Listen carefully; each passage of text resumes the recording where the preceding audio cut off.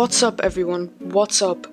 I'm gonna be talking a lot about volcanoes in this video, so it might be better for your own sake to watch one of my older videos on volcanoes. And this is not me just looking for views, okay? It is also that, but it's like, I think maybe you will not understand this video if you don't watch that video. But maybe you will, I don't know. Hypothetically, I just sold you a dodgy lotto ticket in a dark alley, and you've accepted it. I also hand you an old rusty coin from my pocket so you can quickly scratch away at the ticket. Oh my god, congratulations, you just won! Oh my god, you just won 10 million billion euros. Oh my god, I've never seen this happen. I've actually never seen this happen. I actually don't think there is even that much money in the world, so I don't know how you just won that. But something doesn't seem right. So you inspect the ticket closer and you realize at the bottom left corner of the ticket it says, "For volcano use only." So now you have 10 million billion quid, but you can only spend it on a volcano. You're devastated. You break down. Think about the sheen haul you could have got with that. Think about what 10 million billion euro could have gotten you in pennies. Think about all the little treats you could have gotten with that after school. And more importantly, think about the studio apartment that could have gotten you in Dublin city centre. But don't worry, okay, don't worry. I am a professional volcano real estate agent, so today I'm going to be showing you some of our top finest properties. This neighborhood is very safe, it's very popular, especially on the leaving cert. It's called the Pacific Ring of Fire. There's over 450 volcanoes in the Pacific Ring of Fire alone, and we're going to be looking at Mount St Helens in the America, Mount Fuji in Japan, and Mount Pinatubo in the Philippines. The Pacific Ring of Fire is a belt of tectonic activity where volcanoes and earthquakes occur. Okay, so let's start with top of the list, Mount Fuji in Japan. Mount Fuji is one of the world's most active volcanoes, although the last eruption was in 1707. It's considered a sacred symbol of Japan, while ancient beliefs say it's a place of spiritual gathering where old ancestors would revisit. This means there are a lot of religious shrines on Mount Fuji, and Mount Fuji overall has a big religious purpose. This is not very good for property value. I don't know if I would buy Mount Fuji because of this, because if you're going to buy Mount Fuji, it means you're going to buy these spirits, so you're basically getting a haunted volcano. So I don't know if it's worth it.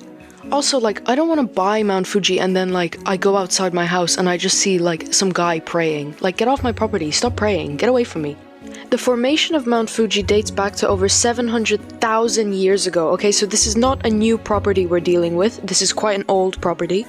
Now, Mount Fuji has a very interesting backstory, because before Mount Fuji there was actually two separate volcanoes. There was Mount Ashitaka and Mount Komitake. I don't know if I said that right. Whatever. With their constant violent eruptions and solidifying of lava, Mount Fuji was created. However, it wasn't the Mount Fuji we see today. It was a smaller version labeled as Old Fuji. The Old Fuji's eruptions would eventually layer and create the Fuji we see today, called New Fuji, which is actually Old Fuji and Mount Komitake buried under layers of solidified lava. So the Mount Fuji we see today was actually the morphing of lava to create an even bigger volcano. This means Mount Fuji is actually three separate volcanoes merged into one. So it's Mount Komitake, Old Fuji, and New Fuji. This also explains why Mount Fuji is so tall, standing at 3,776 meters tall.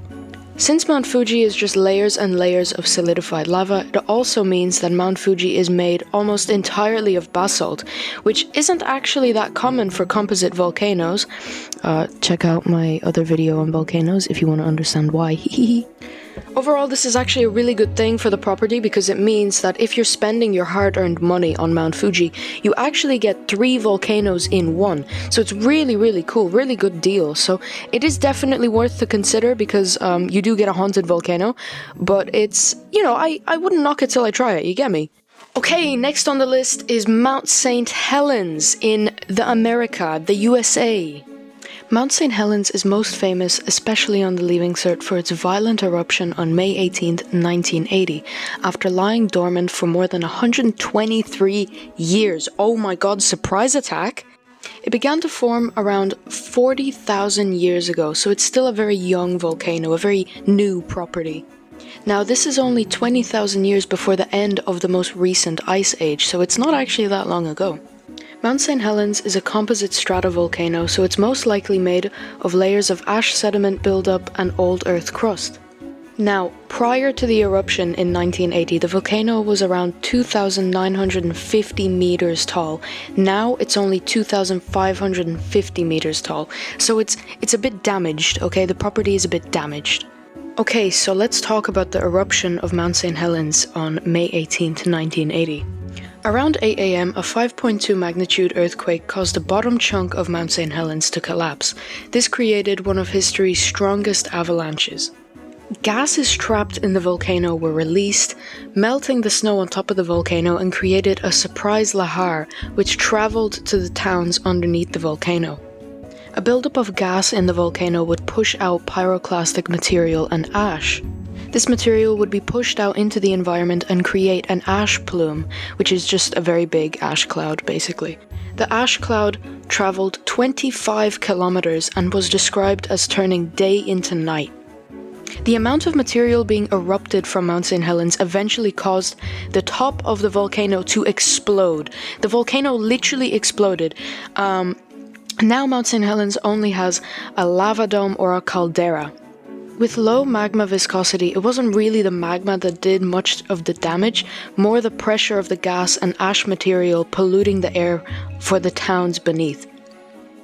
Okay, so this property is very new, so that's a very good thing, but it's also very damaged. But although, okay, it definitely has a lot of room for renovation and improvement, and since it's such a dangerous and it's got a reputation for being a dangerous volcano, you won't get these annoying door-to-door salespeople trying to sell you a gym membership, you get me?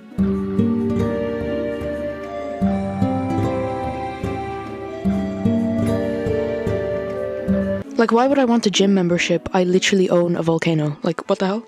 A big thing that ruins it for me though, like personally why I wouldn't buy it, is because it's probably impossible for my Shein order to get delivered here, so I'm gonna have to pass.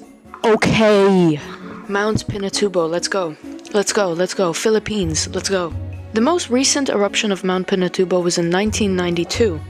And actually, much like Mount St. Helens, the summit of Mount Pinatubo also collapsed and created a caldera, which resulted in many large earthquakes.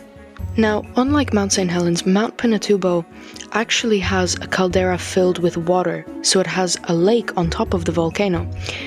Or, as you could say, this property comes with a pool. Mount Pinatubo is a composite stratovolcano, so we can already guess the eruption is going to be very violent and very messy.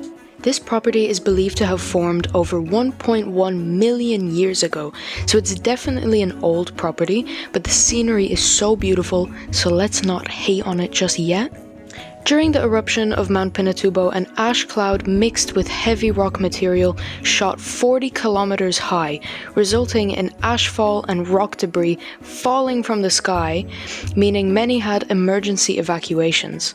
18 million tons of sulfur dioxide was injected into the atmosphere. Now, sulfur dioxide ejected from volcanoes is known to create a cooling effect in the atmosphere. But the amount Mount Pinatubo actually ejected in one eruption literally caused the global temperature of the Philippines to reduce by 0.5 degrees for an entire year after erupting. Now, before the eruption, Mount Pinatubo is actually said to have supported numerous forest ecosystems and indigenous communities. Now, I don't know what to really say about this property because it's got a bit of a bad past, but it has a pool, and that pool is going to be geothermally heated, so it's a jacuzzi. So this property literally comes with a jacuzzi. I'd buy it and then make up some lie that this jacuzzi is anti-aging or something, and then charge people €15 to look at it. I hope everyone was able to learn something from this video, and I hope that you enjoyed the properties being listed. I hope you were able to spend your 10 million billion quid on a useful volcano. Let me know which volcano you'd buy. I am very curious, and thank you for watching. The notes and useful links are always in the description. Bye!